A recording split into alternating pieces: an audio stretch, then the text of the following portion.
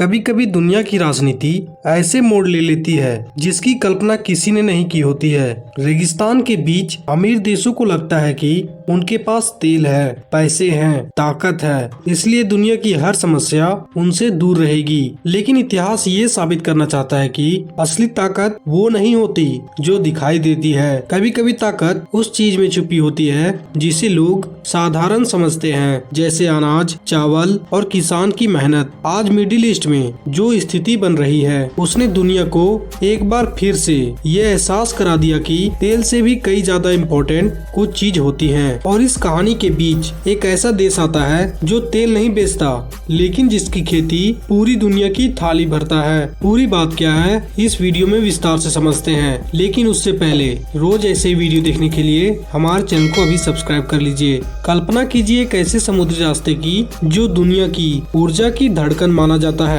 जहाँ से रोज हजारों जहाज गुजरते हैं, जहाँ से तेल, गैस और अरबों डॉलर का व्यापार पूरी दुनिया में फैलता है। इस रास्ते का नाम है स्ट्रेट ऑफ हॉर्मुज। दुनिया के लिए ये सिर्फ एक समुद्री रास्ता है, लेकिन मिडिल ईस्ट के देशों के लिए ये एक जीवन रेखा है। अब जरा सोचिए, अगर अचानक यही रास्ता बंद हो जाए तो क्या होगा? तेल से भरे टैंकर बंदरगाहों पर खड़े रह जाएंगे, कारखानों तक कच्चा माल नहीं पहुंच पाएगा और जो सामान बाहर से आता है वो रास्ते में ही अटक जाएगा। कुछ ऐसा ही हाल इन दिनों खाड़ी देशों के सामने खड़ा दिखाई दे रहा है। मिडिल ईस्ट में बढ़ते तनाव और ईरान के साथ टकराव ने पूरे इलाके को असमंजस में डाल दिया है। जहाज कंपनियां जोखिम लेने से डर रही हैं और समुद्र में व्यापार करना पहले से कई ज्यादा अनिश्चित हो गया है। लेकिन इस पूरे कहानी में एक दिलचस्प मोड़ तब आता है जब असर तेल पर नहीं बल्कि खाने पर दिखाई देता है। सऊदी अरब, जिसे दुनिया तेल का बादशाह मानती है, अचानक ऐसी समस्याओं से जूझने लगता है जिसकी किसी ने उम्मीद भी नहीं की थी। दरअसल रेगिस्तान के इस देश में खेती बहुत सीमित है, पानी की कमी है, जमीन उपजाऊ नहीं है और इसीलिए यहाँ बड़ी आबादी का खाना बाहर से आता है। चावल, गेहूँ और यहाँ तक कि रोज की सब्जियाँ, सब कुछ बड़े पैमाने पर आयात किया जाता है। और यही वो जगह है जहाँ भारत की भूमिका शुरू होती है। दुनिया में अगर कहीं बासमती चावल का असली घर है तो वो है भारत। उत्तर भारत के खेतों से निकलने वाला ये चावल सिर्फ एक फसल नहीं है बल्कि एक ब्रांड बन चुका है। दुबई के होटल हों या कतर के बड़े परिवार की दावत, बासमती चावल वहाँ की रसोई का अहम हिस्सा है। हर साल लाखों टन बासमती चावल भारत से मिडिल ईस्ट जाता है। सऊदी अरब इस सूची में सबसे आगे रहने वाले देशों में गिना जाता है। लेकिन जब समुद्री रास्तों पर अनिश्चितता बढ़ती है और जब जहाजों की आवाजाही धीमी पड़ती है तो पूरा सप्लाई चेन डगमगाने लगती है। दिलचस्प बात यह है कि इस पूरे समीकरण में सिर्फ व्यापार नहीं, राजनीति भी शामिल है। मिडिल ईस्ट की राजनीति हमेशा से जटिल रही है। यहाँ दोस्ती और दुश्मनी अक्सर परिस्थितियों के हिसाब से बदलती रहती है। कभी कोई देश किसी के साथ खड़ा दिखता है तो कुछ ही समय बाद वही समीकरण बदल जाता है। भारत और सऊदी अरब के रिश्ते भी इसी तरह समय के साथ मजबूत हुए हैं। एक समय था जब दोनों देशों के बीच संपर्क सीमित था, लेकिन पिछले कुछ वर्षों में व्यापार, ऊर्जा, निवेश और रणनीतिक सहयोग ने इन रिश्तों को नई दिशा दी है। आज सऊदी अरब भारत के बड़े व्यापारिक साझेदारों में गिना जाता है। लेकिन कहानी यहीं खत्म नहीं होती। दरअसल कुछ साल पहले सऊदी अरब ने दिलचस्प कदम उठाया था। उसने भारत की बड़ी चावल कंपनियों में निवेश किया।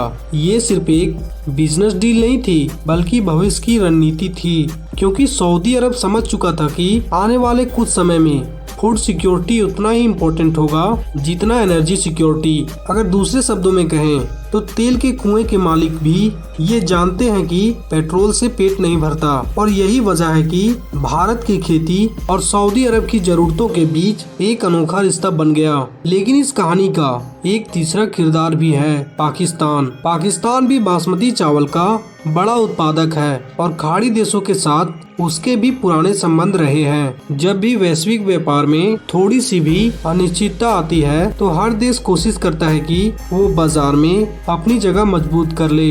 कहा जाता है कि हाल के समय में पाकिस्तानी ट्रेड्स ने खाड़ी बाजारों में अपनी मौजूदगी बढ़ाने की कोशिश की है। सुपरमार्केट में नए ब्रांड दिखने लगे हैं और खरीदारों को वैश्विक सप्लाई की पेशकश की जा रही है। व्यापार की दुनिया में ये बिल्कुल सामान्य रणनीति है, लेकिन असली सवाल ये है कि क्या ये बदलाव लंबे समय तक टिक पाएगा, क्योंकि बासमती की पहचान उसकी खुशबू और उसकी क्वालिटी से है और इन सब के साथ भारत का नाम दशकों से जुड़ा हुआ है। यही कारण है कि दुनिया के कई बड़े शेफ और होटल चेन आज भी भारतीय बासमती को प्राथमिकता देते हैं। अब जरा सोचिए, एक तरफ समुद्री रास्ते की अनिश्चितता और दूसरी तरफ बाजार में कंपटीशन और तीसरी तरफ मिडिल ईस्ट की बढ़ती खाद्य जरूरतें। इन तीनों के बीच भारत की भूमिका काफी ज्यादा महत्वपूर्ण हो जाती है, क्योंकि जब दुनिया की राजनीति उलझती है तो अक्सर साधारण चीजें असाधारण महत्व हासिल कर लेते हैं।